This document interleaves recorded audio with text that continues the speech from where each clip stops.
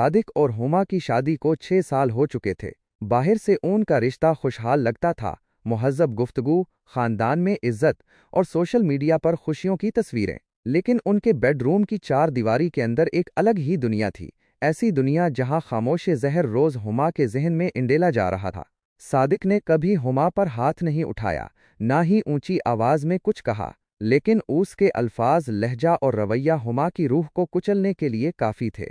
वो हमेशा कहता, बस लाउंज रेनोवेट हो जाए, फिर सब दोस्तों को बुलाएंगे, पार्टियां करेंगे, तुम भी इंजॉय करोगी। लेकिन महीने गुजरते गए, साल बीत गया, ना कोई रेनोवेशन हुई, ना कोई प्लान।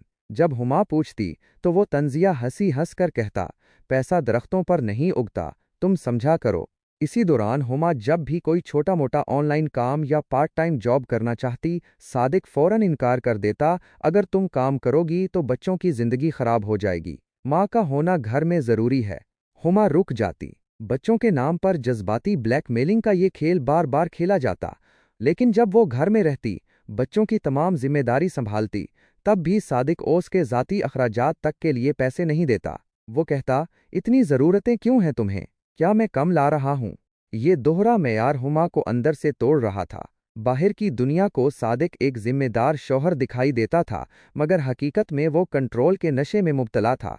सादिक अक्सर गैस लाइटिंग करता। जब हुमा कोई बात याद दिलाती, वो कहता, तुम्हें याददाश्त की प्रॉब्लम है, ऐसी बात कभी हुई ही नहीं। आहिस्ता आहिस्ता हुमा को खुद पर शक होने लगा। वो सोचती, शायद वाकई में ही गलत हूँ।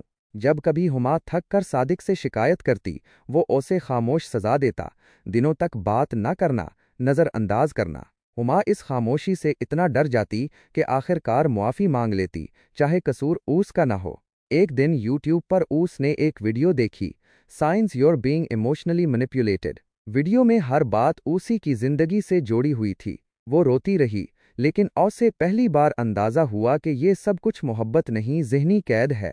इसी लम्हे उसने फैसला किया कि वो मज़ीद खामोश नहीं रहेगी। उसने एक थेरापिस्ट से राब्ता किया और आहिस्ता आहिस्ता अपनी ज़िंदगी को दोबारा संवारने का सफ़र शुरू किया। सबक: हर वो रिश्ता जो वादों, जज्बाती ब्लैकमेल और खामोश सज़ाओं पर टिका हो, मोहब्बत नहीं बल्कि ज़हनी कैद होता है। पहचानिए, बोलिए और ख़ुद को आज़ाद कीजिए।